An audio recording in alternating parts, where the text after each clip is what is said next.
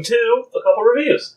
Today we're going to cover one of my favorite video games of all time. Definitely top 10, if not top 5. Bloodborne. At one point, you did say it was number 1. I don't know how I feel about it now in that sense, just because I'm not good at this game. When I first played it, I was good at it, and I was good at it because I went into it having seen playthroughs and knowing what was coming. I don't know, I was able to really get through the game. Not that I didn't struggle. Now I really don't have that touch. Also, I don't really play too many games on console or with a controller anymore. Bloodborne is only on the PlayStation 4. Yeah, it's one of the main reasons to get the PlayStation 4, honestly. Can you think of any other exclusives that make it worth it? Until Dawn. That's true. Until Dawn is also it's definitely my top 15, if not top 10 as well. Bloodborne is why we bought a PS4, actually. Yes. We borrowed a PS4 with a few games from a friend of ours, and Ian platinumed Bloodborne on her PS4, and then we decided that we needed to own it. And then he platinumed it on ours as well. One of the easier FromSoft games to platinum. Interesting. There's not a whole lot of getting all of everything. Mm-hmm. The thing that makes the Dark Souls series so hard to platinum is you have to get all the miracles, all the pyromancies, all the sorceries, all the special weapons. It's a lot of playthroughs, right? In the end, to some extent. I mean, it's really. Yeah, I think it's minimum new game plus 3, which is not bad. That's just only 3 playthroughs, but it's also making sure you don't miss anything in those playthroughs. Yeah. So Bloodborne, as we kind of mentioned with Dark Souls, it's from Software, which most people call FromSoft for short, which is a weird name that I did not think to look into why they're called From Software, why that is. Yeah, From. That's such an interesting name to choose. They're a Japanese company. As we said, it came out for the PS4. It came out in March 2015. So this is a 5-year-old game, which feels way more current and new to me somehow still. I know this is not a new game, but... a 5-year-old game is still moderately relevant.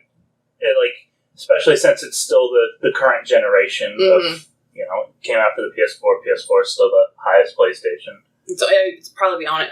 PS5 has to be soon, I'm sure, though. I can't imagine. Yeah, I think they have officially announced that they're doing it. I don't really keep up on that type of news, so I just wouldn't know. I feel like we have a decent amount of consoles for people who really don't play on consoles generally. Yeah, it's the exclusives, man. Mm-hmm. So the head of kind of FromSoft, or at least the head of the Dark Souls games and Bloodborne is...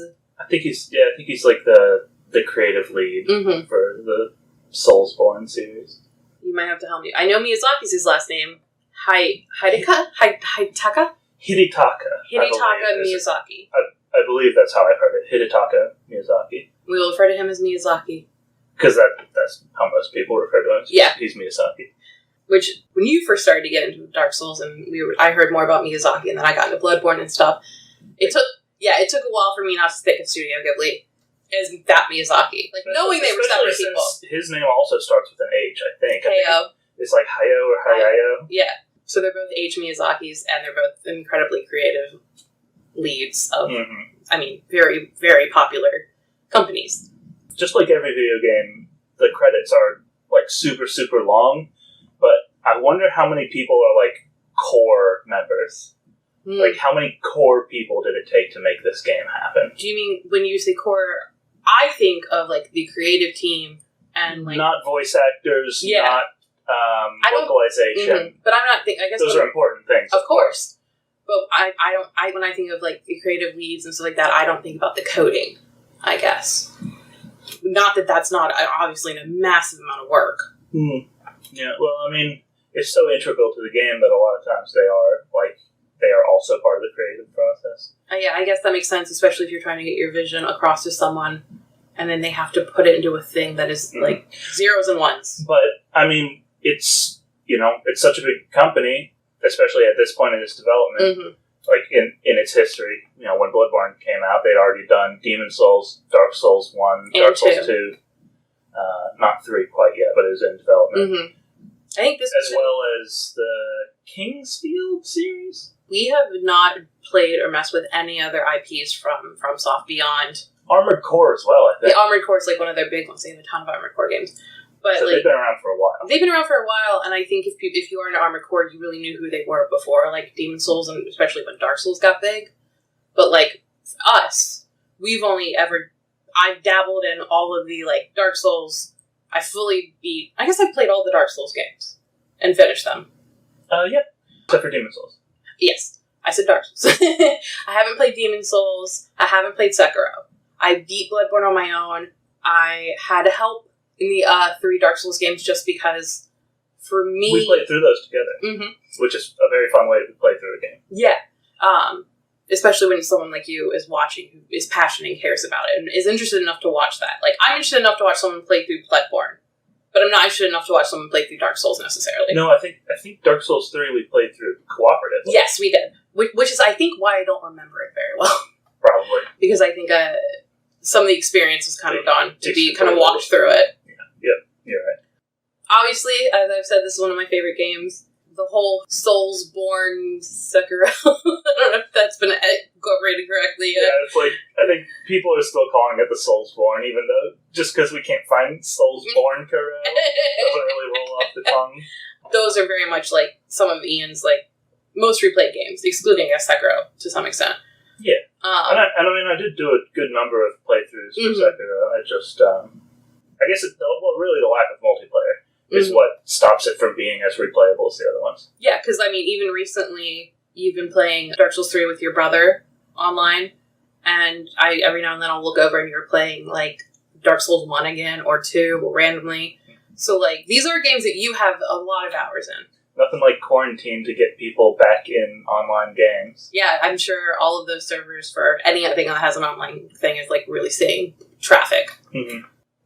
So, this game is, like, critically acclaimed. It has a 92 out of 100 on Metacritic, which, like, I don't know enough about Metacritic to know if that... I mean, obviously that's impressive. Yeah. But I don't know how harsh Metacritic is. Yeah, I don't know which way, because, like, Google reviews always skew super high. Mm-hmm.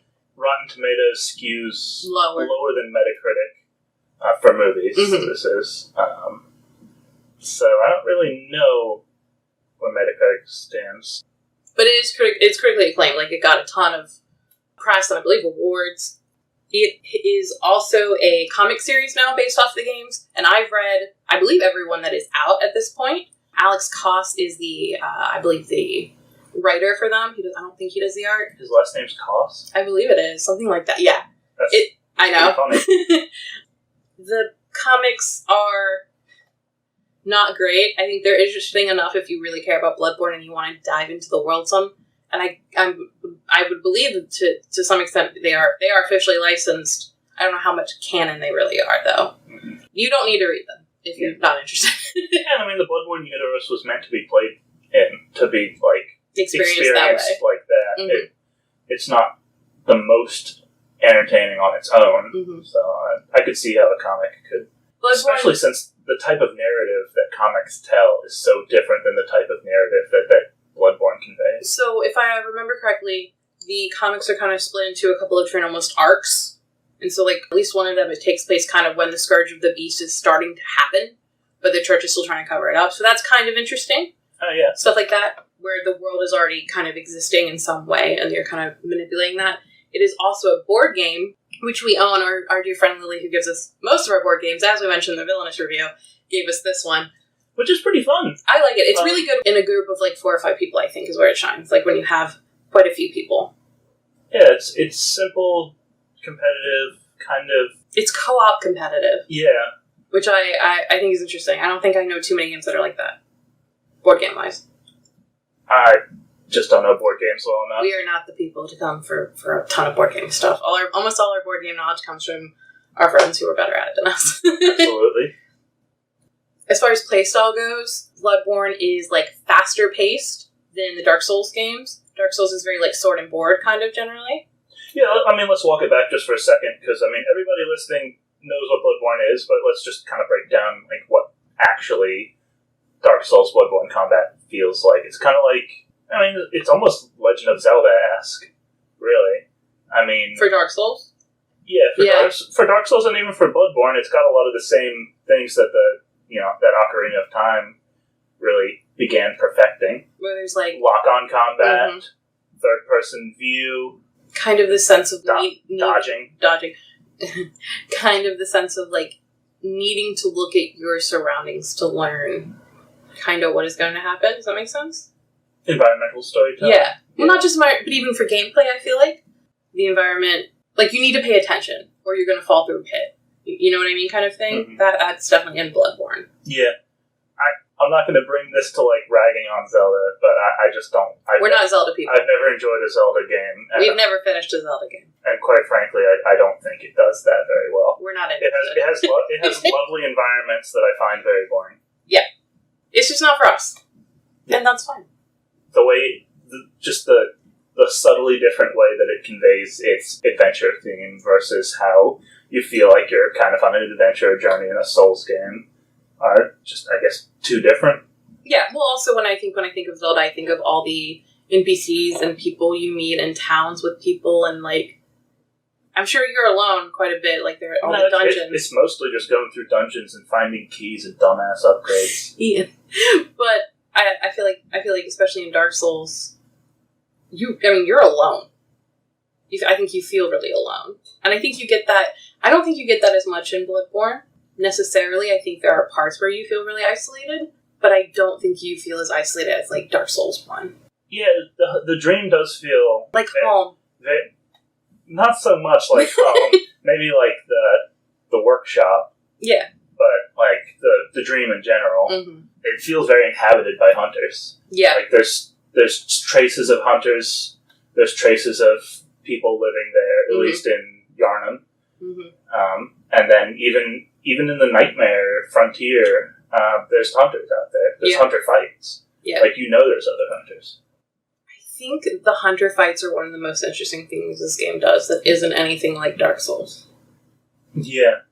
As far as, like, gameplay mechanically kind of goes. Yeah.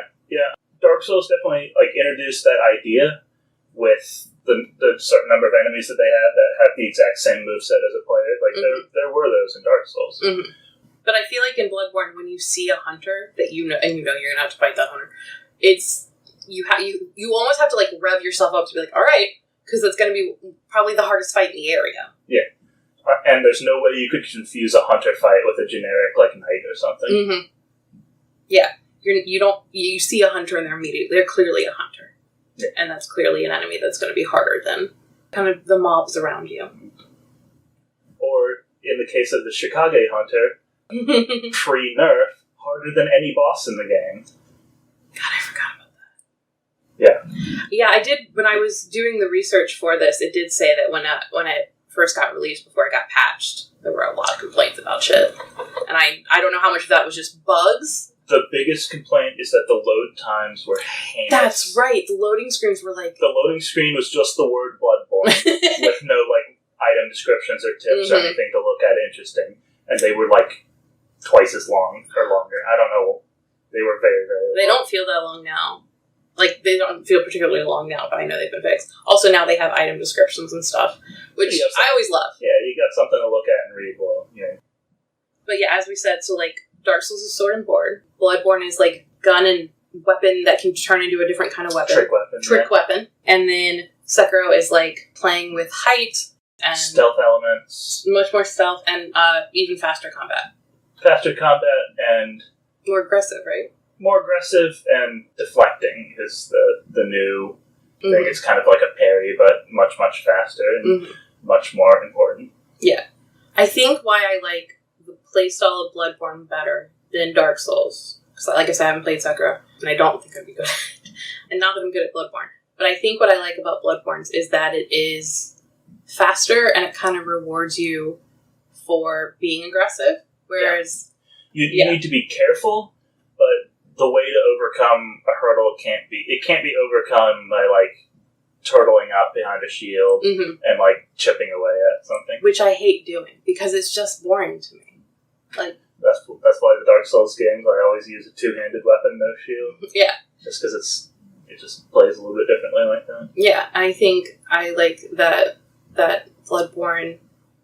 Yeah, because it has the reward system almost of, like, if you get hit and you can hit something back, you can... Yeah, I think it's called rallying. It's the rallying system. I guess. But if you hit things fast enough before your like health drains, you can get some of that back. And it's the last hit you take mm-hmm. drains over the course of the next few seconds, and you can regenerate up to the last hit that you've taken. Mm-hmm. So if you take 2 hits in a row without regenerating in between them, you can only get back the most recent hit. Mm-hmm. Yeah, I think that system is... I mean, I don't know anything like it, but I also don't know gaming nearly as well. But I just think it's a really interesting and smart mechanic. Yeah. But talking about health, a mechanic I like that you don't like, and I understand, I think. The blood vials? Blood vials. Yeah, let's get into the blood vials. You want to talk about blood vials? Yeah, it's just not a good idea for a game, like, the way to overcome the difficulty of a game should never be to have to, like, grind out healing items. Yeah. I mean, Demon Souls was the most egregious at it. You could hold 99 of all the different types of grass at all times and carry them with you. So if you ground grass, you would just have enough healing forever. Yeah. And I mean, Bloodborne fixes that by capping the amount of blood vials you can hold to a base of 20. Mm-hmm. You can increase that with runes, mm-hmm. but not by much. But the fact remains that if you run out completely, yeah, you're just out. Yeah. Yeah. And as opposed to the Estus system from Dark Souls, where every time you like rest or go back to the bonfire, it refills and you can get more and more powerful Estuses, correct? Yeah. You can buy blood vials, but like when you die and you're having a hard time, you're losing your souls, you don't have any money, which is because they're your currency. Mm-hmm. I do appreciate the blood vials scale with your health. Mm-hmm. Yeah. Yeah, I appreciate that we didn't have to like upgrade them or like do something. I understand where you're coming from, and I don't disagree, because I had to grind a lot in my original playthrough, because Gehrman really destroyed me. And one argument that I've read online for that is that having to grind those teaches you the combat of the game, but it doesn't. You're just going back and killing... You're going back to that... like, easy, fluff enemies that drop blood vials. Yeah. You're not getting better at the game. In fact, you're spending time not internalizing the lessons that the boss should be teaching you about how to fight the boss. You're exactly right. I think you're exactly right. Yeah, I mechanically, though, they're great. Oh, they come out really fast. They have a satisfying animation and use sound. Mm-hmm. The fact that they can be interrupted by guns, and if you get interrupted while you still lose healing, I think you probably still lose it, but you also get put into your riposte state, which is a great idea for PvP. Yeah. Because, like, if somebody backs off to heal, and you know they're going to do that, you just shoot them while they're healing, and you won the fight. It's such a satisfying way to fix the problem of that all the Souls games have had of just people chugging Estus during fights. Yeah. Dark Souls actually walked that back by making it harder to interrupt. Dark Souls 3 did, or? Dark Souls 3, yeah. The next game to come out chronologically after. Which I feel like when you look at Dark Souls 3, it feels like they did Bloodborne first. Like, it feels like they still have, like, the taste of Bloodborne in their mouth. Mm-hmm. Yeah, Dark Souls 3 learned and used a lot of the good things from Bloodborne, while still keeping it, like, distinctly Dark Souls. Yeah, you're definitely not confused for Victorian things everywhere. Yeah, what I meant, though, is, like, if you picked up Dark Souls 3, you would know that this belongs in the same universe as Dark Souls 1. Mm-hmm. Even if you have complaints about its gameplay being, not what you wanted personally. I think the gameplay of it is great, but a lot of people don't like it because it's just too much faster, too dissimilar to the original. The plotting, really careful. Mm-hmm. The way that really careful gameplay is rewarded in 1, which is why I don't enjoy it as much, because I'm not good at careful. You've seen me fight things, and you're like, you have to stop. But in Bloodborne, I don't always have to. I mean, it still hurts me sometimes. But when you and an enemy are hitting each other at the same time, and you just bounce off each other, and then you just do it again and again until you die, like 7 swings in a row, learning nothing until you die, you're like, how could this have happened to me? I'm hard-headed. Which works for most of the game. Yeah. I mean, I beat Bloodborne. So we should say that we did replay this game recently. We just finished for it. the review, even though we've both played it quite a bit. We had not played it recently. So. No, it's been at least a year or two. We played it together in a sense. Well, we played it together in the sense that you played it and I was there. which was fun and interesting, even from a viewing point, just because we played an arcane build, which I was very, like, I started with the saw cleaver, and I ended with the fucking saw cleaver. I upgraded it, and I almost never used it as a strike weapon. I think you went for a quality build, strength and dexterity. Yeah. And I just, like, that's my zone. This is what I kind of just started and built from what I started with. Mm-hmm. Which gives the game the most natural progression. I really wouldn't suggest doing arcane from the start. Oh, no. It takes quite a bit of game knowledge to make it work effectively, and it completely tips the balance of certain fights. Certain fights are way harder than they would be for a normal build, and certain fights are completely like turned on the head. Yeah. So we did the arcane build, which included what was our end gear? We were cauliflower. Cauliflower just for the looks. The second to last thing that we killed was Orphan of Kos. Mm-hmm. So we didn't get the woogly limbs, the Kos parasite, or do anything with it. But we did use the Moonlight Greatsword, or the Holy Moonlight Sword, I believe it's called in this one, which is in every Souls game and also in Kingsfield. I think there might even be a reference to it in Armored Core. Oh. Does Sekiro have anything like it? You know, I want to say that the Divine Dragon might use a Moonlight Greatsword looking thing, but Sekiro, just something about it just cannot stick in my head. I just cannot remember that game. That's a whole different conversation that seems really interesting at some point to have. Well, maybe you just have to play the damn game then. Oh, there's absolutely no way I'm playing that game. I'll watch you play it, maybe. We didn't have the Woogly Arms of Kos, but we did have one of our, frequent things that we used was the other Woogly Arms. That we got from the hunter tool is Augur of Ebrietas. Augur of Ebrietas. Yeah, that's my favorite hunter tool for arcane builds. It's so simple. It uses one blood bullet. It's so satisfying also when you can really, just trap an enemy and, you hit them with it and they fall down and then you hit them with it and they fall back down. Yeah, it's got more stagger than, almost any other thing in the game. It's pretty fun. The animation is hilarious. Yeah, the animation is great. It not only does it knock things down, if it connects with them while they're swinging, it counts as if you had parried them with a gun. And if you hit them in the back, it counts as if you had hit them with a fully charged R2. It's bomb. Yeah, it's very fun. We did have some issue at one point playing during the Chalice Dungeons, which we will talk about. And you were fighting, and you're like, I don't know why I feel like using the arcane weapons that I spec'd into feels like you're cheating.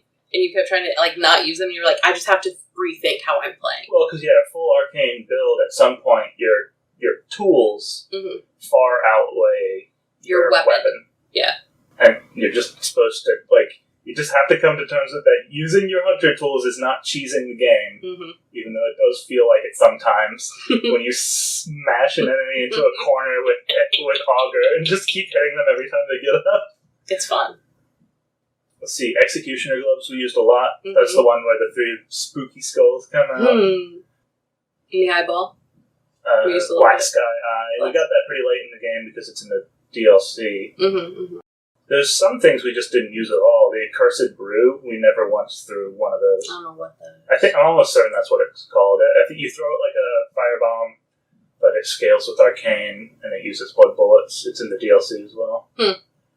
We never used Flame Sprayer or Rosemarinus, the 2 offhand arcane weapons. There's a lot of tools. Yeah, when I think about how I played the game the first time, and the fact that there are so many tools and different weapons and playstyles that you can use, I almost feel bad, but I had a good time, so I don't feel that bad. But there's so many things in this game that I never looked at that I picked up. That is true. I mean, the Saw Cleaver is just good. I love Saw Cleaver. There's a reason it's on the cover art. Yeah, it's just good at everything. I love Saw Cleaver. We used this, even on the arcane build. We kept the Saw Cleaver until we got the Moonlight, right? And then even after we got the Moonlight Sword, we used the Saw Cleaver mostly. We made it fire, and so much of the game is either weak or non-resistant to fire. So there's really all beasts are weak to fire. Very few things. Yeah, every beast enemy is super weak to a fire Saw Cleaver, because it's serrated and fire. So good. Speaking about the Chalice Dungeons, I didn't play them in my game because I can't be bothered to read things. I get them. I don't read item descriptions often. Were you just not aware that they exist? I think I knew that they existed, but I didn't even think about the fact that I should try to do them. Like, to me, it felt like, not like DLC, because DLC by Bloodborne is always, like, continuing the story and very worth playing. It felt like the kind of DLC that some games put out that means nothing, but it was part of the base game. But I didn't know that because the DLC was already out when I started playing. Mm-hmm. I think the main reason that a lot of people don't experience it their first playthrough is because it doesn't feel natural to stop what you're doing and go there at any point in the game. Because the base, just the game, excluding Chalice Dungeons, is a narrative. Mm-hmm. You know, and it's paced perfectly fine on its own. So and Chalice Dungeons is you just stopping to go fight some bitches. Yeah, to go through randomly generated dungeons. There's a lot of interesting things in the chalices that don't exist anywhere else. Yeah, I'm glad that I got to see you play them, even though there were times where I was just like, I don't want to look at a dungeon anymore. I was playing the game. I also didn't want to look at the dungeons anymore. I like that they exist because there's all this stuff that enemies and beautiful architecture and design and stuff like that's in the Chalice Dungeons that isn't in the regular game that we just wouldn't see otherwise, unless, excluding going into code and stuff. Yeah, some of those things do feel like things that would have hit the cutting room floor if it wasn't for the fact that they could realize them and just throw them in the chalices. Mm-hmm. So I'm glad happy there was a place for those to go. Yeah, I'm happy we have it because I always want more Bloodborne stuff. I mean, I own the art book. It was a birthday gift from our friend Nick Potter. I love that art book. I went and looked at it all while he was doing Chalice Dungeons because I was like, I can't look at this anymore. And just the art style of this game it's very dark. It's very Victorian, cathedrals and shit. But it's beautiful. Well, only the first Yarnum and stuff. The first half of the game is Victorian, and then you get straight into Nightmarescape, H.P. Lovecraft, unearthing cities at the Mountains of Madness type shit. And then the DLC, the Old Hunters, the fishing hamlet's clearly fantastic as well. Yeah, and also clearly inspired by Shadow of Smith. Ian and I have read a decent-ish amount of short stories by him. Mm-hmm. And we're fans. Lovecraft, that is. Lovecraft. And we're fans of his work. He was garbage. Yep. But I think when you do look into stuff inspired by Lovecraft, there's almost no really good... Oh, it's all bad. Yeah. Almost all bad. Especially if you go, taking it directly from Lovecraft without, really focusing it through a different lens, like Bloodborne. I mean, I would argue Bloodborne is probably the best. And even then, it's only thematically Lovecraftian. Definitely.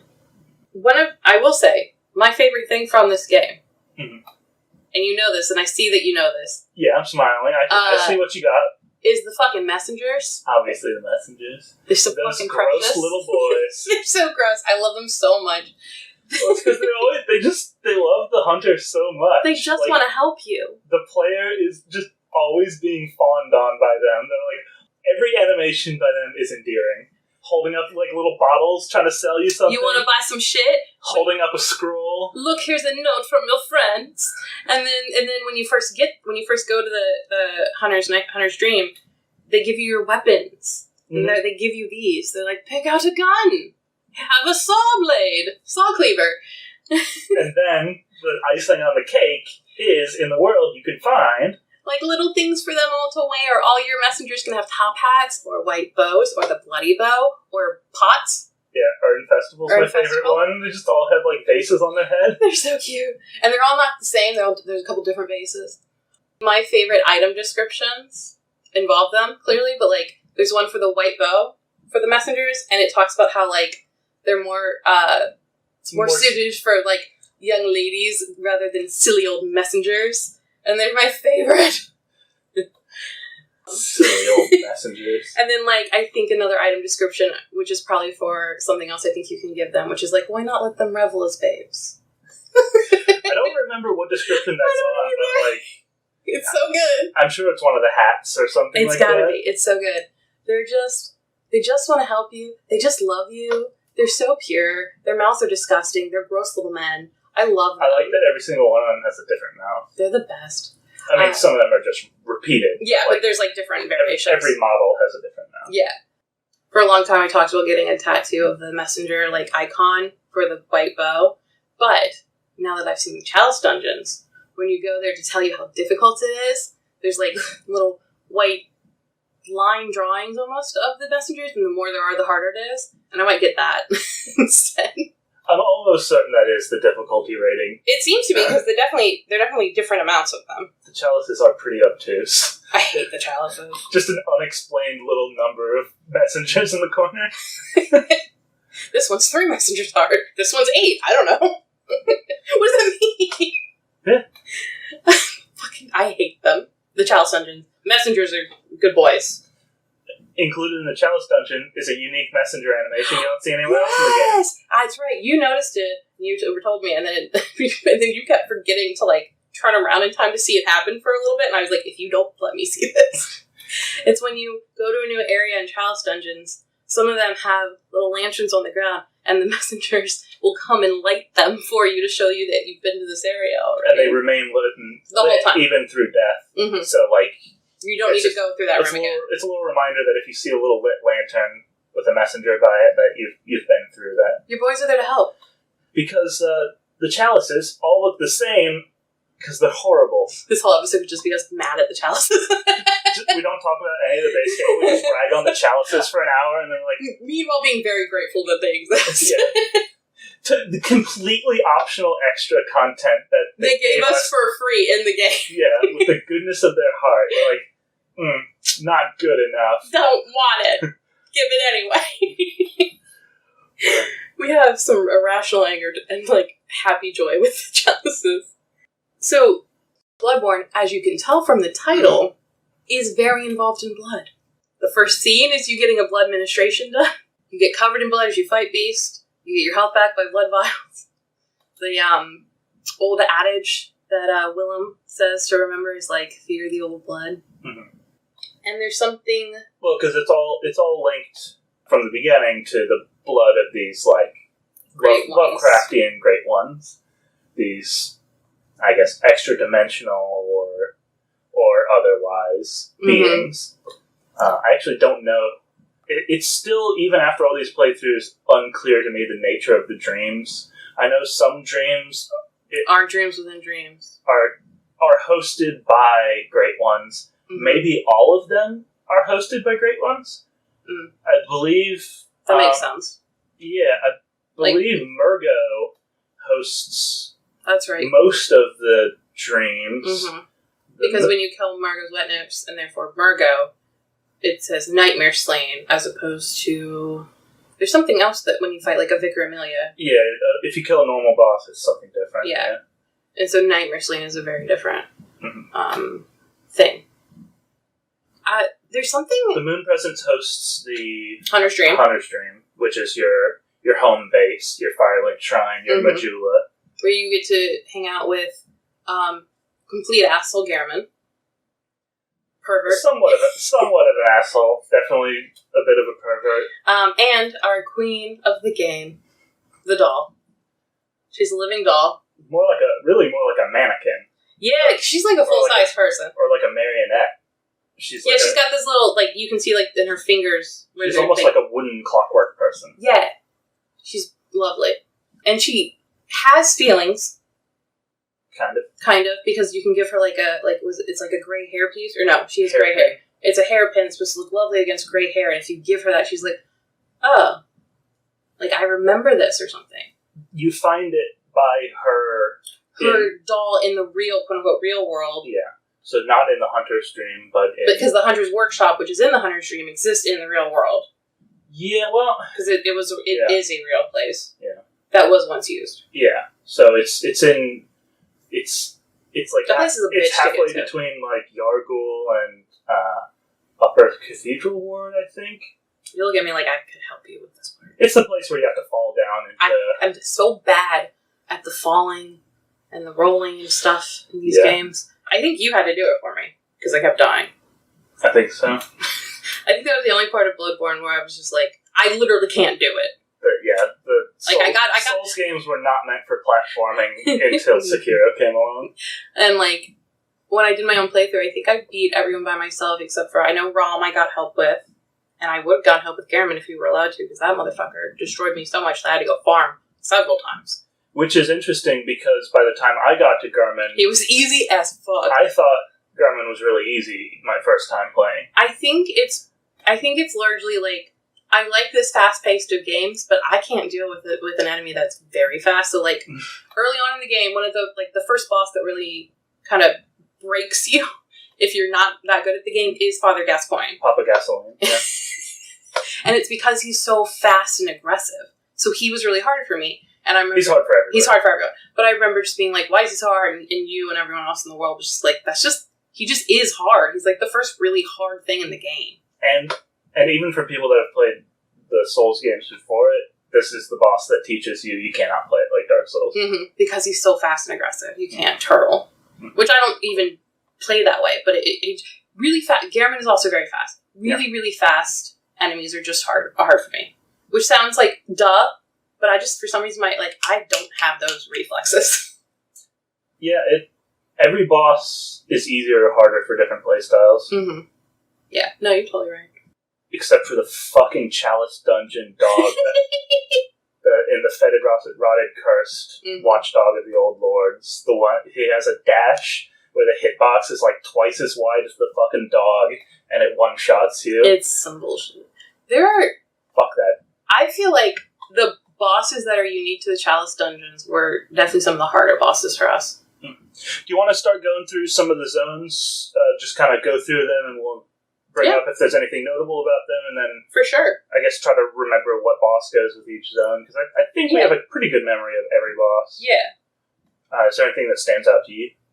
As far as like bosses that you want to bring up before we even start going through, or do you just want to start hitting through it? I think everything else I kind of want to say I can say later on or as it comes up. All right, so you start in Yharnam. That's the Victorian city. That's like a pretty hefty portion of the game, and it really throws you into the world. That first long area where you end at the bonfire. I mean, it is a bonfire, but it's not a bonfire in the sense of Dark Souls.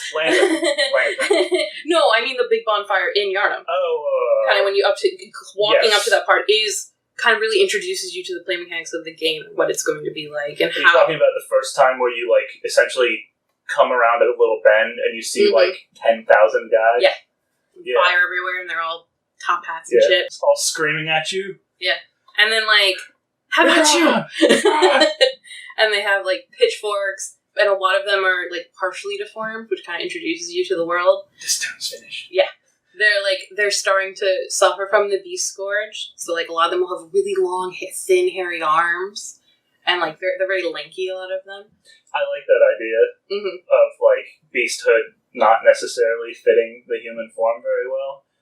Especially when we see what the end kind of beast wolf is going to look like. Mm-hmm. They're way bigger than people. Yeah. And then there's also men whose kind of faces are very hairy, kind of more classic looking werewolf almost. Mm-hmm. It's there are different stages of transforming, but also they don't all transform the same way. Mm-hmm. But they are all clearly infected with the same type of thing from the blood, the beasthood. I think one of the most interesting things that we get about the blood stuff is that, so the blood was taken from an old one, a great one, and it was found that it could just heal anything, right? And so people started to use it and abuse it, and Yharnam became very famous for it. But in Yharnam, the effects, the negative effects are the beasthood, but when you go to Castle Canehurst, it's very mosquito, which I hate. This so gross. They're gross. Mosquitoes are a really good idea for a blood-themed game, though. No, they fit perfectly, but they're gross. I'm almost shocked that there's not ticks in the game. Oh, I'm so glad there's not ticks. Are there leeches in the game? Don't leeches jump out of some things? Oh, those are little maggoty You're things. right, no, you're right. Aren't there little leeches, though, at some point? Little black? I'm getting confused because, like, I know in Demon Souls there are both ticks and leeches. Okay, well, they're definitely not ticks in Bloodborne. I think there might be leeches. But they're not, like, a big deal. So one of the other areas is Yosefka's clinic, which you can kind of, like, knock on the door on earlier on, and she's like, send people here. Well, earlier on, as in, if you turn around, it's literally the first interaction you have in the game. Oh my god, you're right. I forgot it was right there. And most people don't even notice because Why would you? You're facing the other way, and it looks like just it's a closed door. I know I knocked on it my first playthrough, and I think you did too. Maybe most first players do notice it because it's a closed door, and then in replays, you forget to knock because you know that it doesn't open. And you also, yeah. But that's the only time you actually get to meet Yosefka. The real one. Because she gets replaced by an imposter, like, right after that. Is the imposter... What about when you meet the one that's, like, kind of... That's the imposter. That's the imposter. Yosefka, by the time... That's right, she's a wobbly alien. Yeah, she's the classic, like, big blue, headed... gray, tiny body, big head. Yeah. Very big head. Wobbly. Wobbly alien. This game has everything. It has everything. It's got beasts. It's got aliens. It's got wobbly aliens. It's got kin aliens who look like the Scream mask. Oh, that's right. It's got Scream mask enemies. It's got werewolves. And it's got Alamouse. And it's got giant wolves, really intense dogs, some Victorian dudes. Snacks. Inexplicably snakes. Snake kings. Like rat kings. Yeah. I hate them. They do really feel like a snake version of a rat king. Yeah. I hate the snake area. Well, I like the snake area. I hate the snakes. I just ran through that area. I always run through it now, too, because there's nothing really that good there, and it's pretty uninteresting. There are giant troll men. Brick trolls. Brick trolls. Brick trolls are great. There's a scene where a woman who is a queen is a rude bitch, and then later you tell someone where she is, and he goes and he smashes her to bits. And Not just to bits, into paste. Into paste, and she's still there, and you can still... She doesn't talk, though, anymore, does she? No, but she's still alive. She's just there, kind of, like... As bits. Woogling around. This game has everything. It's got vampire castles. It's got ghosts. It even has spooky ghosts. Lady ghosts that are mad as fuck. They'll scream your head off. We got little, like, beautiful libraries. Lovely castles. Fucking awful chalice dungeons. A clock tower that opens up. It's got a double-headed mole creature that eats you and then shits you out the other end. Oh, I hate that thing. I forgot about that. I really wish I didn't remember. That's pretty good. Thanks. Alright, so Yharnam, it's the biggest part of the game. That includes the Cathedral Ward, where a lot of blood administration happens. Environmental storytelling is just, like, no one does it like From Software. Like, that's just the way it is. This story of Bloodborne is never really told to you. You get a few cutscenes, and even if you didn't play this game and you just watched the, like, few cutscenes out of, like, with nothing else, it would make no sense. Yeah, because cutscenes are just ways to introduce little things that are not possible just through environmental storytelling. Whereas, like, I feel like for most games, if you watch the cutscenes, you're like, okay, I can kind of string along this narrative. Yeah. In Bloodborne, it's like, what? Yeah. Alright, so Yharnam includes Yosefka's Central Yharnam Cathedral Ward, Old Yharnam's Healing Church, and Upper Cathedral Ward. And we could spend like 45 minutes on every single one of those. But I don't think we should. Nah. Let's skip on to the next part. That's the first place you can really choose to go one way or the other. No, I guess already you could choose to go to Old Yharnam or to pay to go directly to Vicar Amelia. Old Yharnam, I love. Okay, let's talk about it. Old Yharnam I love because that is such an interesting story, like, environmental storytelling, because it's telling you very, like, deep past, kind of, to some extent, of Yharnam. So Old Yharnam's a portion of the city that's completely sealed off and guarded by Durga. Who's a dick. And he's super happy to shoot you. Like, he's having a real good time trying to kill you. He's also a hunter, but he's got a massive, like, Gatling gun. He's on top of the building. He's like a sniper with a Gatling gun. It sounds stupid. It's a pretty unexpected mechanic for a Victorian and for a Souls game. Yeah, and like some other enemies have guns, but they're like real weak, dumb boys with like one shot. This is the guy this is the first hunter you meet, isn't it? Like that you fight. Probably not. He's the first one that made me like scared, real scared. Yeah. Even before him, there's the other the rifle spear hunter. Oh yeah, that's right. But I don't remember if there's hunters before that. Clearly, they weren't very memorable. There's Gascoigne, who's a hunter. Well, yeah, but he's a boss. He's not cool. He is a boss fight. I believe you can fight the hunter that Eileen the Crow is stalking. Yeah, but you shouldn't. Right? Don't you leave that for her? No, she just says to leave it for her, but if you let her do it, she does. That's right, you help her. Yeah. That's right. Eileen the Crow is one of the best characters in the game. I love that. I love that NPC. The best accent. A hunter must hunt. I know I didn't finish a questline. I don't think I finished anyone's questline. I'm the worst at this shit. Questlines are, in every Souls game, pretty obtuse to finish. Stupidly obtuse. Well, it's because they're not part of the main story. Yeah, optional. I get why they are, but it makes me sad about myself when I don't get to help Eileen out or something, you know. Hers is my favorite because it includes hunter fights and it ends with a really hard hunter fight, and it actually has a satisfying conclusion, and it reveals the nature of the hunter's dream to you. That's right, because you find out that she once was a hunter in the hunter's dream. And she was really successful at it for a really long time, but now she's too old, and the Moon Presence doesn't host her anymore. And so now if she dies, but she's just dead. Yeah, but she talks about how like now she hunts beasts, I guess, when they're in her way, but like she hunts hunters. And there's this whole kind of. And it should be said also that for the online aspect, finishing that unlocks the Hunter of Hunters Covenant. Oh, cool. Or I don't know what it's called. I think it's Covenant. It's Covenant in the Dark Souls games. It fills that idea. Whatever. And also she has fabulous clothes. We wore her cape for most of the game. I think we wore her whole set for pretty much the entire game. Yeah. She's fabulous. Yeah. It's like a plague doctor mixed with a crow, kind of. I love her.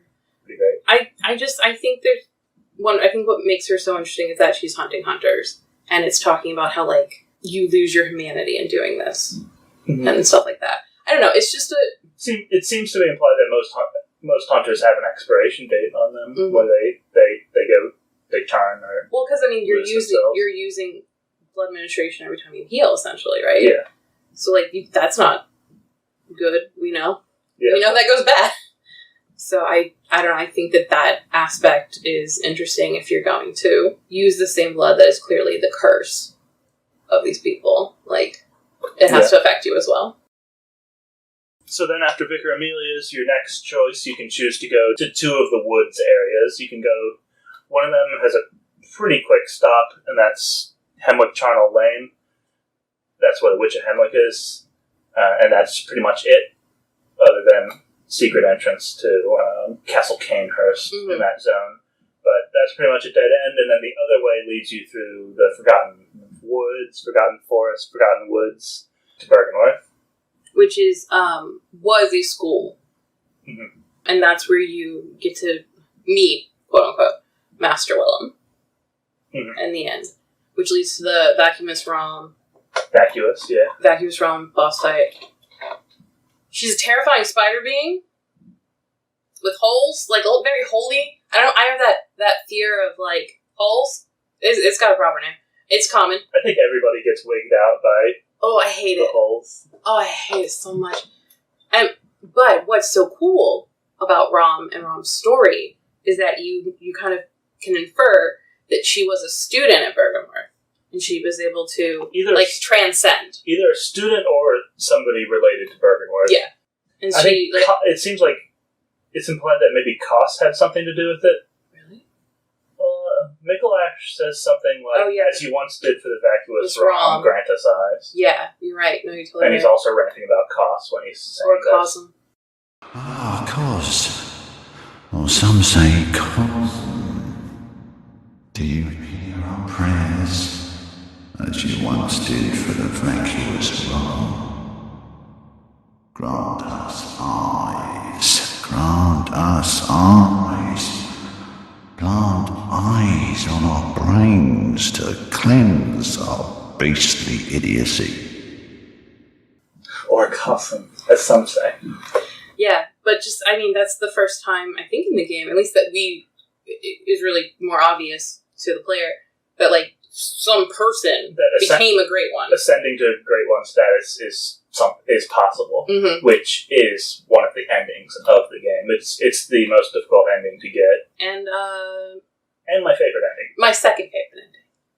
Because everyone, or a lot of people at Bergenworth, Micolash, Willem, the whole goal is to ascend. Really, that's all they really seem to want. In the end, it's like they'll do anything for it, and more knowledge in the form of eyes. Yeah, so insight is a big part of kind of the world as well as kind of the play mechanic, because every time you see a new boss or you learn a new thing, you get insight like immediately. The character, and through having higher insight, you get to see the war of the world is revealed to you. Like there are these gross ass giant amygdala beings just on buildings. And I love that they are always there. They were there from the beginning, but you just couldn't see them. You didn't have the insight until the red moon comes up or whatever. And that also is killing Rom. Yeah. So Rom reveals that stuff. But if you get enough of the gameplay mechanic number insight, you can see them earlier. As soon as you reach a certain amount of insight. Well, because they can also attack. They have an attack, like a laser attack, that can happen to you. It's the grab. It's the grab. They reach down and grab you. Which is terrifying. I don't think it happened to me in game, but I've seen videos. It's terrifying. Yeah, it's like you don't even know what's happening because you still can't see them. You just get picked up by and then there's like a universe. Like a little black hole. Yeah. Almost. It's terrifying. It's literally cosmic horror. Yeah. I think that's cosmic horror right there. I think it's one of the smartest way I've seen of integrating lore with gameplay. Just the insight system. I like it a lot. It's such a minor part of the game. And it's something, because it happens immediately, I don't... The doll also is inanimate if you have no insight. Oh, yeah. Because you can spend your insight on, like, certain things. And you can also pick up, like, a consumable item of insight. So, like, just because you don't only you can gain insight other ways. They function in some ways a little bit like humanities. Oh, yeah, you're totally right. You're totally right. I didn't think about that. Yeah. This game is so brilliant. There are enemies that will, if they get you, if they grab you, they can take your insight. And one of them is these gross tentacly ladies. And I hate them. Are you talking about the Winter Lanterns or No, not the big brains. Yeah, you're talking about the brain suckers. Brain suckers are terrifying. I hate them. And they were hard for me to fight. They got like a strong push and they grab. I don't like them. Can I just say fuck grab attacks in every game? For real though.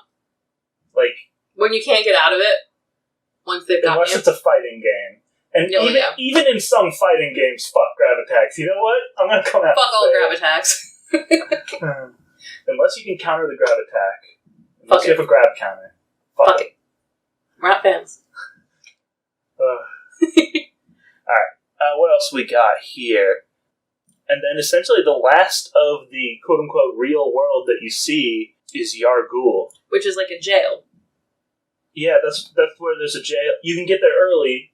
And I did. By dying to one of the Snatcher bag people. They're terrifying. They're these big guys. They got a big-ass bag. They come to kidnap you. They put you in the bag. You wake up, you're in a jail cell. Yeah, if you die to them, instead of respawning at the lantern, a cutscene plays and you wake up in a jail cell. It's not in a zone of the game that it will be inaccessible to you until like another third of the way through the game. It's not fun.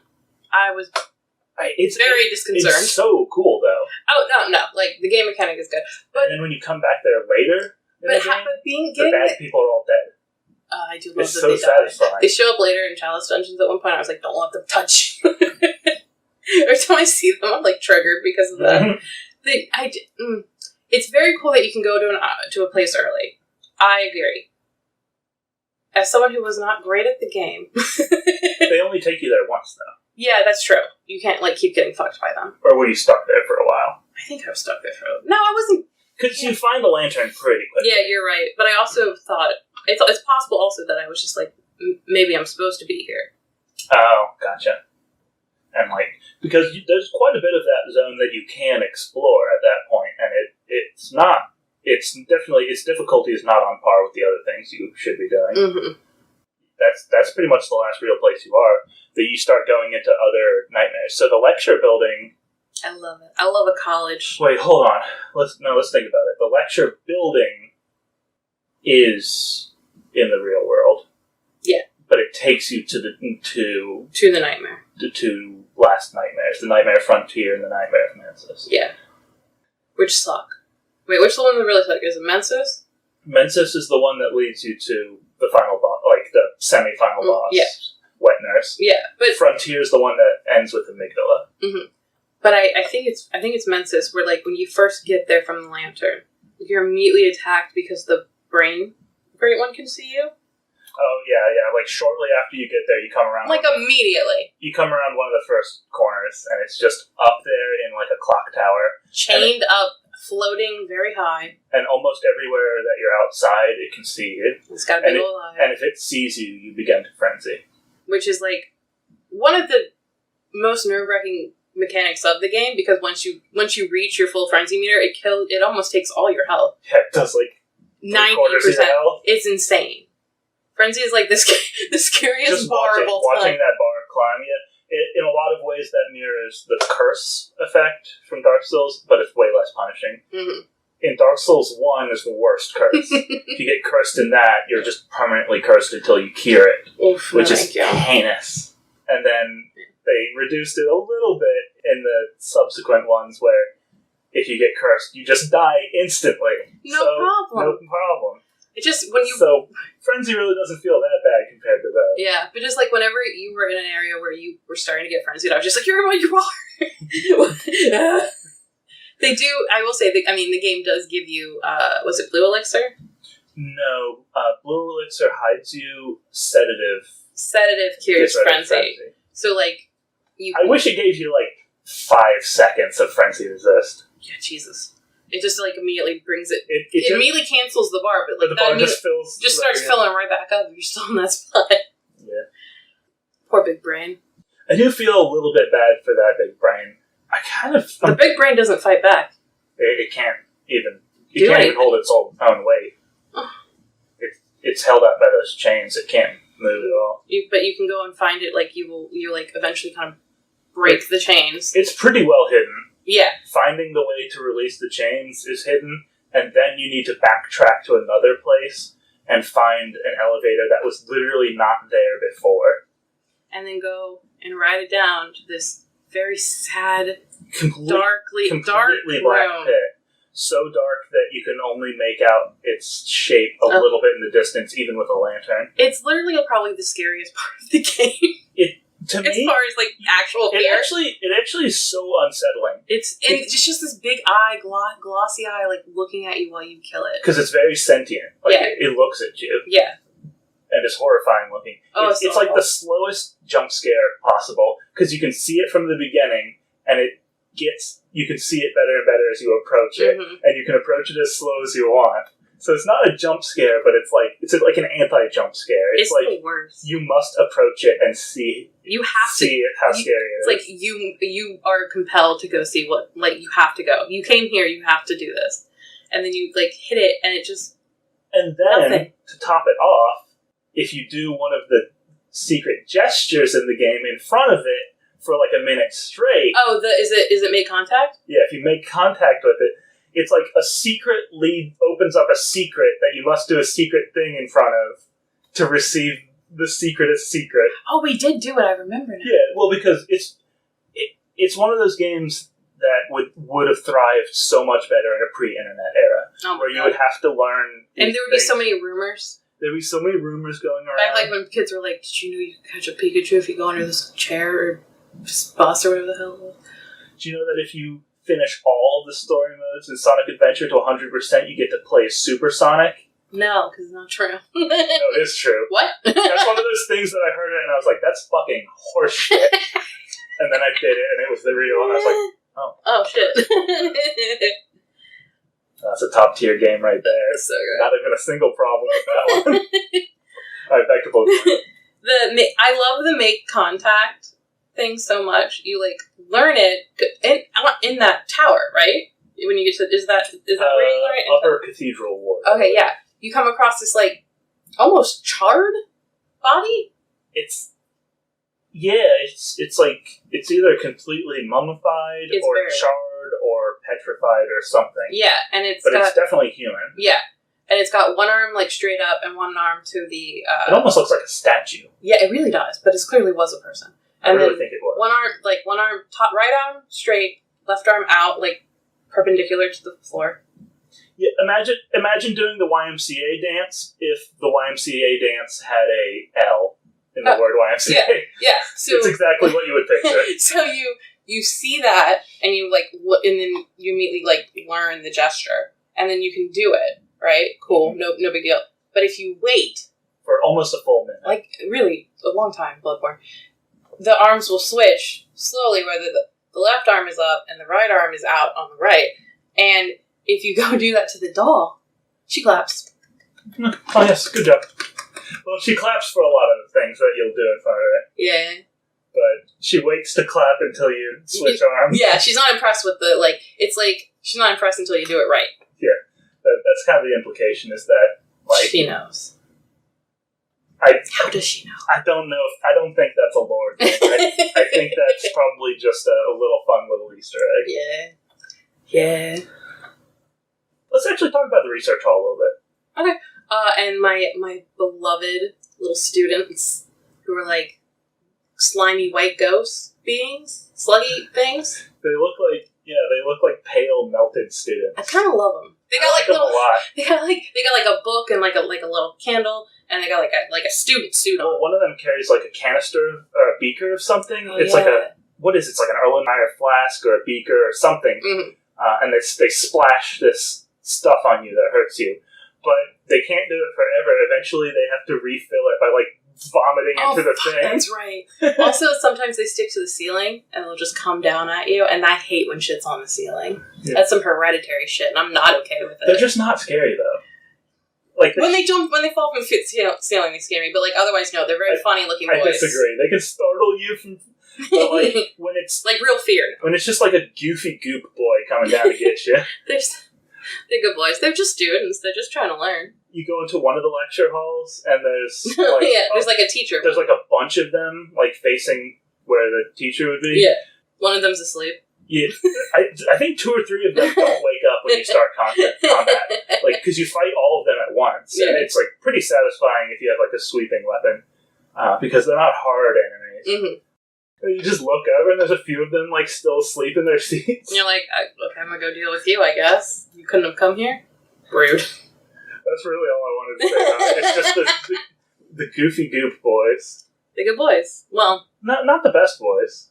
They probably were. A little bit rude boys. They were probably pretty good. They're students. Yeah, maybe. I don't know. I love school stuff. I love libraries. The Hunter's Workshop has a bunch of books. One of the best things that FromSoft does consistently in these games that is very high tension. The whole game there's a lot of tension. You're very nervous. Everything's awful. Is they give you like a room of fun shit to roll through. Like faces that will just break. And books that will just kind of flop around. And then physics everywhere. Everywhere. You know, they always have ragdoll physics on the dead bodies. So that's always really fun. So it's like, they give you enough fun that you can like make your own, like a little reprieve if you need it in this hellscape of a world. You brought up the books in The Hunter's Dream. That's one of like the only actual Easter eggs in the game. Some of the books are labeled like how to woo maidens. Oh yeah, something like that. Oh, Garen, I'm blaming him. It's one of the only like actually readable, explicitly Easter egg content. Yeah. There's a lot of hidden content that's like almost Easter egg-ish, but this one's just like clearly a joke. Yeah. So after the nightmares that you get to from the lecture, that pretty much that closes the game up other than the DLC. Yeah, I mean, you go fight Murgo's wet nurse. And then you come back and you either just end the game, or you fight Gurman, or you fight Gurman in the Moon Presence. And so, like, the key, quote unquote, to unlocking the different endings is ingesting. Somehow collecting it, and these. It looks like you just destroy them. That's true. Or absorb them somehow. Yeah.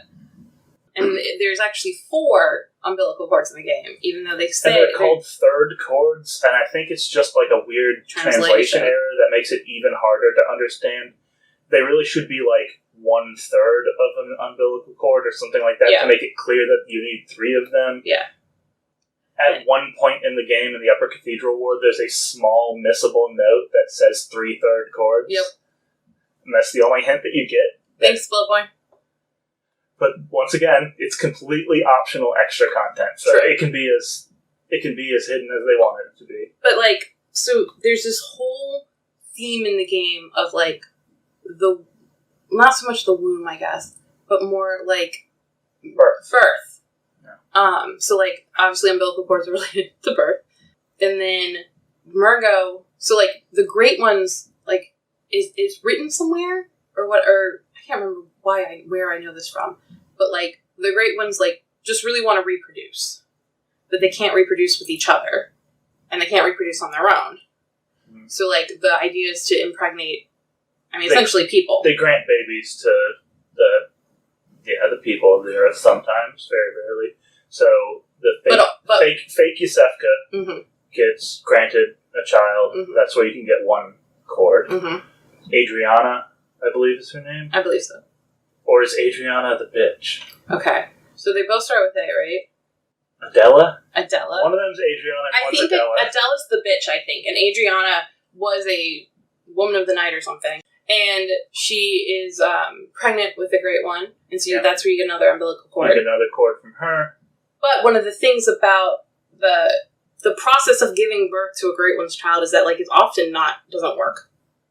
Right? It's often a miscarriage. Is it? Well, it doesn't seem like those babies are going to do great. No. Well, they come out as those little slimy, slug things, but not the thing that you become. A different thing. Yeah, you become almost like a squid. Yeah, like a squid slug. Yeah, hybrid. But also, like, we're like a shiny, dark black or something. Yeah, and they're like a gross, pale pink, white. No, they're a little darker than that. They're like orangish red, right? Yeah, but they're not the same color as those. No. Also, very different shape. But, like, they're similar-ish. They're little slug things. And then, like, the final boss of the main game, excluding Gehrman, if you want to fight Gehrman, so really the final boss of the game, if you don't ingest any cords, right, and you say yes to Gehrman, is Murgo's wet nurse. And right before you meet Murgo's wet nurse, you see, what is her name? It's the Thumerian Queen. Yes. I don't think she's given a name. We just know she's the Queen of the Thumerians. Well, she's a boss fight in the Thumerian Chalice. Yeah. She's the absolute final. I love that boss. A really good boss fight that would have been a real shame to leave behind if they didn't have a place to put it. I agree. But she's beautiful, ethereal, dead. Thumerian, so she's very tall, very thin, like all Thumerians. Mm-hmm. Which were the people... Very pale. Yeah, which were the people who inhabited Yharnam, like, eons ago. Well, maybe not eons. Centuries ago. It's like sort of like the lower, like, there's almost like the Chalice Dungeons and their world. The town is built over them. Yeah. But she's, like, all in white, and she's got the big, it's a wedding dress. Yeah, it's beautiful. Big poofy. And she's got this massive blood stain from where she gave birth. I mean, Murgo clearly exists. You hear a baby crying, but you never see the baby.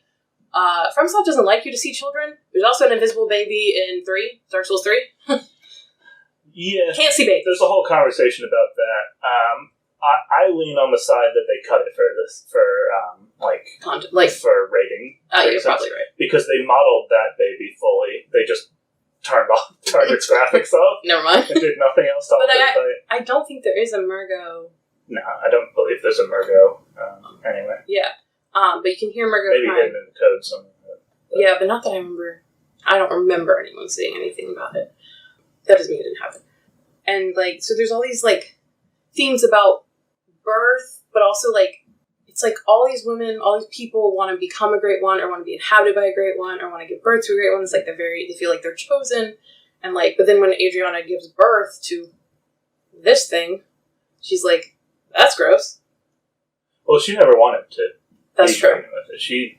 She's not Iosefka. Yusefka definitely wanted, or the false Yusefka definitely wanted to. I don't know. It's such a weird, interesting story that I would gladly read a novel on or something, you know? Mm-hmm. Yeah, the interaction between human beings and old ones, or great ones, is an interesting one, for sure. And one you only get tidbits about. Yeah.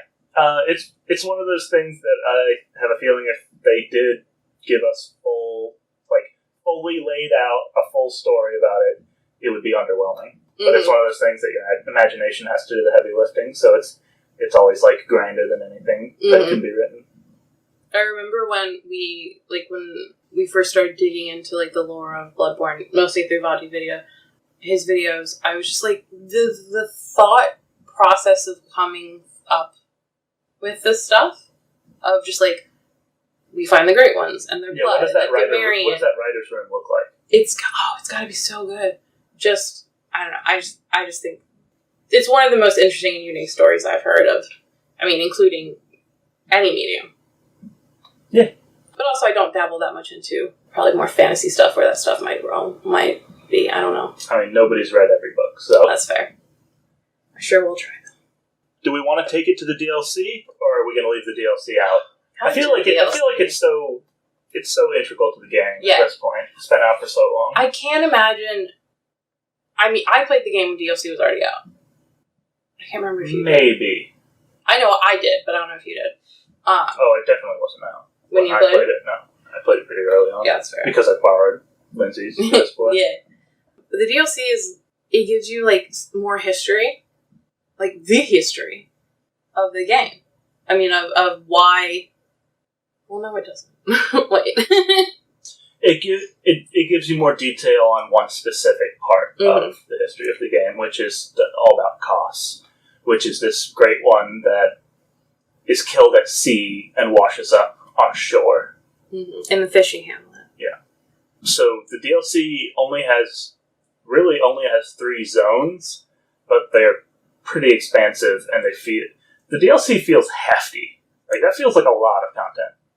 But when you think about it, it's only the Hunter's Nightmare, which is Yharnam, but different, and I love that trope of the same zone, but way earlier, way later. They did that with the Dark Souls 1 DLC. Yeah, they did that with Darkroot Garden way back in time to when Uasul was still around. And this is like a different version of Yharnam called the Hunter's Nightmare, which is just great. Yeah. And then after that's the Research Hall Clock Tower, which I love, which is like a very vertical level. It really is just, it's one round tall tower. Yeah.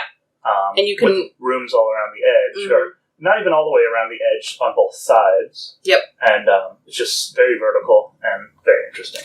And again, because it's the Research Hall, you kind of get that... You get to see, like, the human experiments that were kind of being done with, like, how much blood to give and stuff like that. And there's this lady that you meet who's, like, in a chair. She's, like, held, like, out, like, shackled to the chair? Yeah, she's shackled to a chair, and she's, blob head. Like a lot of the enemies in the zone has this blob head, and she has a short quest line about bringing her brain fluid, which gets her closer and closer to something. I don't really know the purpose of it, but it ends up with her being just a blob, a full blob, and then which she seems to enjoy a lot. She's very happy about Once she becomes the full blob, she really likes it. And all the other blobs you meet seem pretty content as well. They feel fulfilled somehow. But, like, when she's a full blob, she's like, I need more brain fluid, and I'm like, bitch, you a blob. But you know already, because to get the brain fluid for her, you've already, quote unquote, killed a couple of the other ones and found out that they do not stay dead. So it's kind of an interesting thing. So you kill her to give her own, and then she just brain comes back, and she's happy about it. I mean, she's like, oh, neat. And you're like, yeah, that's cool too, I guess. You're welcome. The end of the clock tower has one of my favorite boss fights. in the game. At least thematically. It's a good boss fight. Yeah, and it's Lady Maria. Very underwhelming in this playthrough. Yeah. Because we did the chalices before the DLC. So we were like real beefy. Well, we did the first boss of the DLC before chalices, which was very, very hard because we were underpowered for it. But we wanted that Holy Moonlight Sword. I have it. You want to talk about him after this boss? Because I actually like him as well. Yeah. So Lady Maria of the Astral Clock Tower is a hunter as well. When you show up, she is like slunched in a chair, and you go to like, I guess she looks pretty dead. She looked pretty dead. You go to like check, and she has a great line. A corpse should be left well alone. And kind of her kind of backstory that you kind of are able to piece together is that she used to work like with Gehrman and was like a really good hunter. Mm-hmm. She was one of the first hunters. And was very good at it. Like one of the first successful hunters. Yeah. The doll is modeled after her. Mm-hmm. Which is weird. Which is a weird thing to do, Gehrman. Gehrman, why you do that? Not worried about it. I guess fine. I mean, he does say something about, like, you can use the doll if you want. That's cool, too. Surely he just means to level up. I mean, she is life-sized. But anyway, she's a really cool fight. Again, very blood-heavy. She's, like, blood attacks. And then when you defeat her, the clock tower behind you, like, the big clock face, like, Big Ben type thing, kind of, like, clicks into different places and opens a door. Mm-hmm. It should be noted that the reason it's such a blood-heavy fight is because she's from Canehurst. Oh yeah, that's right. Because she wears like the Canehurst outfits and stuff. Yeah, Canehurst has blood stuff going on, but it's different than what's happening in Yarnum. I was like, what's happening here? She's just cool. I like that fight. Yeah, it's a good fight. And so she's there. She's there to stop you from entering through the clock tower doorway thing, because by going there, you will, like, kind of understand. It takes you to the fishing hamlet. Yeah. And that's, like, kind of the first sin of the hunters almost, right? I don't know if it's directly the hunters, but, I mean... No. Yeah. But that's, like, the first sin. Yeah, the killing of Koss. Yeah. We'll get into Koss. You want to do Ludwig real quick? Yeah, let's talk about... Talk about your boy. Your horseman. I hate doing the fight. I actually don't think it's an incredible fight. I mean... He got horse legs and the way it looks, and the way it sounds, and the music is all really fantastic. Good. And his second phase, the intro to his second phase, is one of my favorite ones. Because he's, like, completely lost to beasthood. He's like this weird horse creature. Man. Just twisted horse thing. Leg in the air. Yeah. And he's just flailing around like an animal while, like, screaming. And you bring him down for the second phase. And the cutscene plays where he finds that his sword had been on his back the whole time. And then, yeah, he uses it for the second half. And the music fucking picks up. And his title changes for the boss bar. Yeah. From Ludwig the Accursed to Ludwig the Holy Blade? Something like that. Yeah, it's such a rad turnaround in a fight. Yeah. Yeah, it's pretty good. Yeah. I hate the way he looks. I love it. Like, it's good, but I hate looking at it. And after you kill him, his head comes off. And his head stays around and stays alive for quite some time. Yeah. And you can talk to it afterwards. Yeah, it's just some normal shit. And then you get the Holy Moonlight Sword from it. Yeah, which you love. Such a cool weapon. You love that. You love that sword. Mm-hmm. It's cool. It's blue. You can glow. It's the coolest trick transformation in my opinion. No, you're right. You're totally right.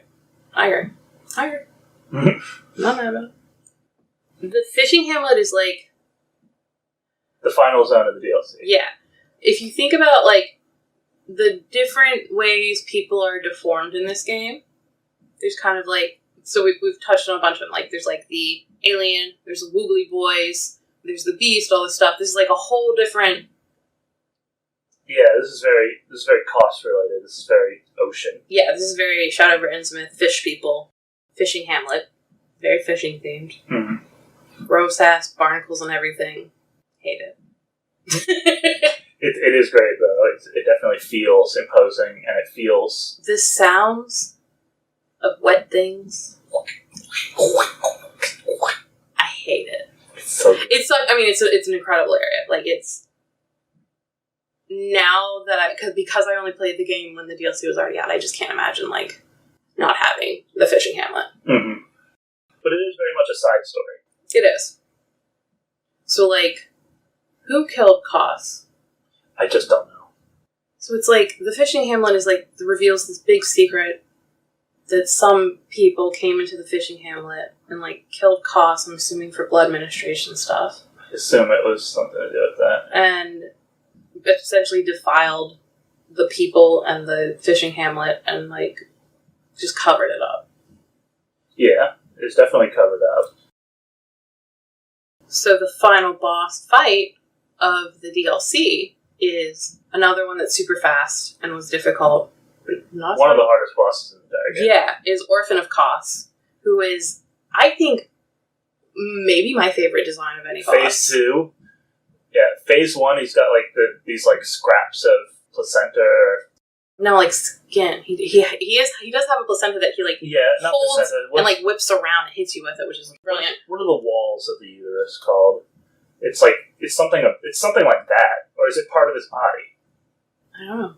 I think it's part of his body. Okay, well, it's like this. It's connected to him. Yeah, but they just look But I like mean, so it's the placenta. they just look like flaps of skin coming off his back. Kind of Bloodstarved Beast-esque type of thing, which we haven't talked about. But if you played the game, you know what we're talking about. And he's super fast, and he has this terrifying like scream. That like he's just screaming the whole time. He's just screaming the whole time. He is a baby. He is a baby, but it's like high. It's like high pitched, but masculine still. Do you know what I mean? We'll put in a sound clip. Yeah. I'll put in some screeching right now.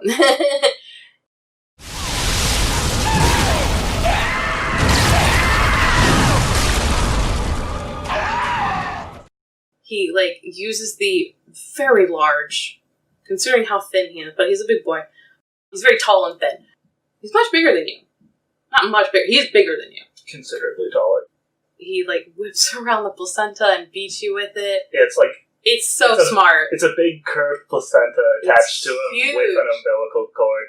If it wasn't for how good at designing creatures FromSoft is, it would feel stupid. This is a stupid, cringy fight. Describing it as a stupid, cringy fight, but it works because it's so good. And then Phase 2 is the part that really... his weird back flaps. They become like wings, and they kind of go up above him. And I love that kind of stuff. We've seen it in Midsummer has a scene similar, kind of with the wings back. It's also in Hannibal, the TV show, briefly. One scene. It's a thing that they didn't come up with. I think it's like maybe an old torture thing or something weird. But I love the way it looks. I love wing things. And it's kind of beautiful and ethereal, as gross as this thing is. Yeah. I love him. It's supposed to... I mean, I hate him. But... It's supposed to ride that line. And it does it pretty successfully. Yeah. The boss fight is actually good. I think so. He doesn't have, like, stupid, untelegraphed attacks. Mm-hmm. He just is hard. He's not hard because... He's bullshit. He's just hard because he's hard. And he's phased. Yeah. Which is always hard for me, as I definitely mentioned this episode. I think he's consistently voted, like, one of the best Soulsborne bosses of all time. I think he is my favorite boss of the game, at least visually. I just think it's such a... It sounds stupid and cringy, but it is done so well. Moon Presence is often voted very low. But I want to talk about Moon Presence. Presence fight at some point. Let's talk about all the endings. No. We'll go in them from the order they would go in. So when you are ready for the end of the game, the doll's like, Garen wants to go talk to you in the graveyard. At the foot of the great tree. It's a graveyard, though. It's a beautiful graveyard. All the Hunter Streamers are graveyard. That's true. But it's a beautiful field also. And you go, and he's like, you did well. It's a field of white flowers, which, when the fight starts, looks so good. Because as you pass through them, they have physics. And they just... It's like one of the better ending arenas. Yeah, I don't love that fight, but that arena is beautiful and so good. It almost feels like I don't have to say this, but it is a very good fight. Everybody loves the fight. You're the only person I've ever talked to who doesn't like the fight. It's because it's hard. It's too hard for me. It doesn't really. It's not even interesting to talk about the fact that it's good because everybody knows it's good and everybody likes it. But so the first ending is you can wake up from the dream and he'll like kill you in the dream and you wake up in real life. That was the ending I chose. That's my favorite ending because I think that's the only I think that's the happiest ending. It's a satisfying ending, but I cannot justify finishing a Souls game not on a boss fight. Yeah. Or missing a boss fight for some reason. For some reason, it just I love the kind of peace that ending gives you because it is a dream. You know, you are in a dream and you get released from the hunter's dream and you go back to the real world and the night passes and it's a conclusion. It's the end. The next ending is to refuse Garmin's offer to free you and kill Garmin. There's a huge scythe. Yeah. I love a scythe. It's a fun weapon too. It's not like my favorite or anything, but it's a fun weapon. You can use it on New Game Plus. Once you kill Garmin, do you fight the Moon Presence? So you kill Garmin. He's the steward of the dream, and then after you kill him, the Moon Presence comes down, who's the host of the dream. Incredible design. And the Moon Presence embraces you, and you become the next Garmin. You sit in his wheelchair, and it's implied that as hunters come through, you will be their steward and shepherd them through. And the doll puts her hand on your shoulder. Yeah. She's like, "We're here." It's essentially the worst. It's the most gotten ending for first playthroughs, and it's like the worst ending. It's the most saddest ending. One. Yeah, you're trapped there forever, or until you're useless. Yeah, and then the third ending, my second, your favorite, is if you have destroyed or ingested the umbilical cords, the Moon Presence goes to embrace you, and it can't. It can't. Why? I know why because we did the thing, but why? Lore wise. Oh, I just don't know. Okay. It's so obtuse that you would even know to do that, and it's even harder to understand why you would do that. I'm sure someone listening is screaming at us. Well, sorry.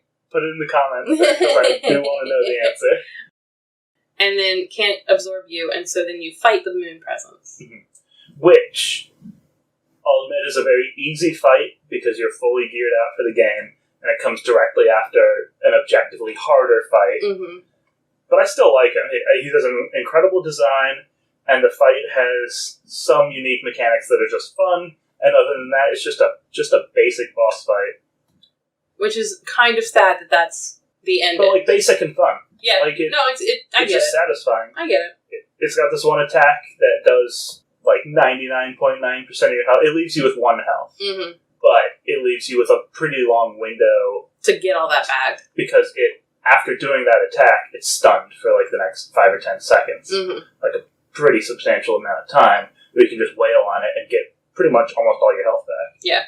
And that's so satisfying. It's not satisfying in subsequent playthroughs because it's you know what's coming. Just know what to do. But when you have that couple of seconds of panic, and then that adrenaline's kicked in. When it first happens, you have no idea why it happened, and then you just don't know what to do, and then all of a sudden you see your glorious moment to get it back. It clicks for you.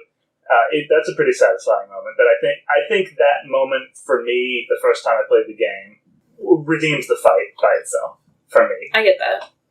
And then when you beat the Moon Presence, you become a great one, like a baby though, and you're this weird sluggy thing, sluggy squid.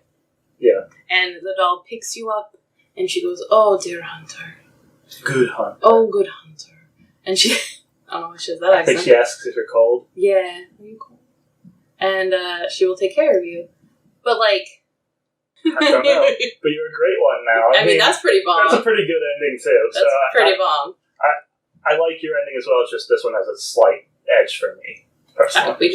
I think, they're clearly, our favorite and second favorites, respectively, for the reasons that I think it's a personal thing for what we want in a story. And the basic ending is a good ending for the game. It's just, it's objectively the bad ending. Yeah, it's the saddest ending. Yeah. And that's Bloodborne. Yeah. Still one of my favorite games. One of my favorite games that I like. We'll probably replay with you every 3 years, but probably not on my own. Just because it's. Just rerunning the game, you think would be too frustrating? I feel like I lost a lot of my gamer ability in my lacking of gaming time for these past few years. But I do, yeah. So, Bloodborne, 1 to 10, what do you rate it? This is difficult for me. It's like one of the closest I've ever seen a game be to a 10. Mm-hmm. I guess we're doing personal scores here, so like. Yeah, we always do personal. I could justify giving it a 10, but I don't think I will. Mm-hmm. I think I'll give it a 9. I think I'm with you with the 9 because while I think this game is actually a modern masterpiece of gaming and storytelling and world building and all of that, the chalice dungeons suck. And we didn't even talk about how angry you continually got about the fucking camera. Or about, like, not being able to see something. And then you died because of it.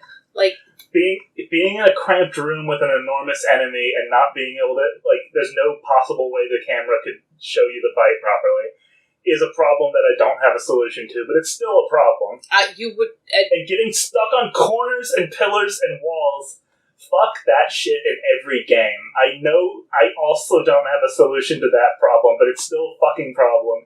It makes me rage harder than anything in any game. It's just like getting stuck on like a 2-inch ledge and dying because of it. Or being on the rooftop with Martyr Logarius and firing your gun at him, but because you're on an incline, you fire it directly into the sky instead of at him. Anytime you're on a too sheer of an incline that doesn't know how to handle the incline, that one has a solution, guys. Just make your fucking gun track better on incline. Dumbass shit. So 0 out of 10.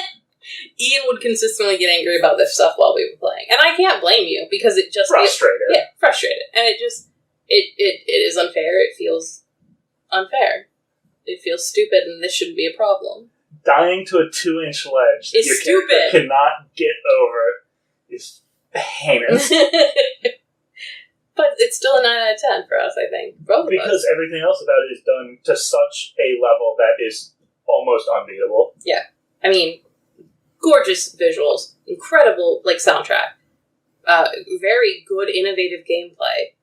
Objectively, a much better story than any of the other Souls games. By far the best story FromSoft has ever created. I don't care what other games they have made. I haven't played. We haven't played any of their games other than the Soulsborne series. But maybe the best story I've played in any video game. We did recently cover Planescape Torment. Which is so Torment. different. Yes. Okay, the best environmental storytelling I've ever experienced. Yeah. I wouldn't say it's leagues better than Dark Souls, though. Dark Souls has pretty fantastic environmental storytelling. True. But I love it the doesn't story. have as cohesive a story to tell. There are enormous plot holes in Dark Souls' story that just the writers of the game do not have answers to, and it's clear that they don't have answers to, so they just obfuscate it with, the mystery of it. But it's clear that they don't have an answer to this stuff. I could go on that tangent for another hour. Yeah, but whereas Bloodborne, even when things are vague and you kind of have to infer stuff, it feels like it's a consistent narrative. It's the nature of the dream that gives you the benefit of the doubt that when there are things you don't understand, there could be a solution to it. You never You're just not privy to that information. It's different than in Dark Souls, where I know in Dark Souls time is convoluted, and that's kind of the catch-all for how things are just not consistent. But I think that the dreams and the great ones makes Bloodborne's mysteries feel more plausible. And just, I think also more interesting. Within the fiction of the game. Yeah, and I also just think, at least personally, for my type of stuff, more interesting. Because a little bit more interesting for me as well, but that's just personal preference. Yeah, but also I don't know. I feel like we all just know stories of people, of humans, so often. Even when you look at through sci-fi, it's often through a lens of humanity, even if you're not using people. And Yeah, but the Dark Souls lore is only, like, half about people. That's true. But, like, I don't know. There's something about cosmic horror that feels like it is so rarely done and correctly or well that I have to be impressed when it is. Even by H.P. Lovecraft, it's not always done well. He's got some dumb short stories. Well, I mean, his go-to thing is, I can't even describe it, it's so terrifying. But, like, in a video game, you have to show me it. Yeah. And they do it well. I mean, we've talked about how scary that brain is.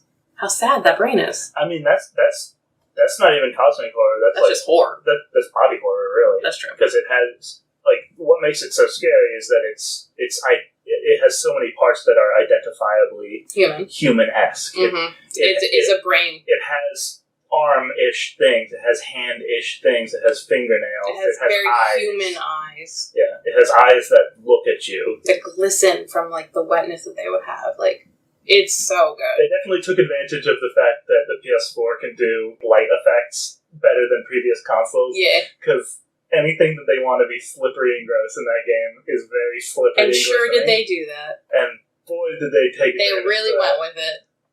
Can't blame them. Alright, thanks for listening. Clearly we love this game and had a lot to say. Yeah. We'll ramble on a bit more to each other, maybe. But the review? Done. Be gone. Thanks for listening. Have a good one.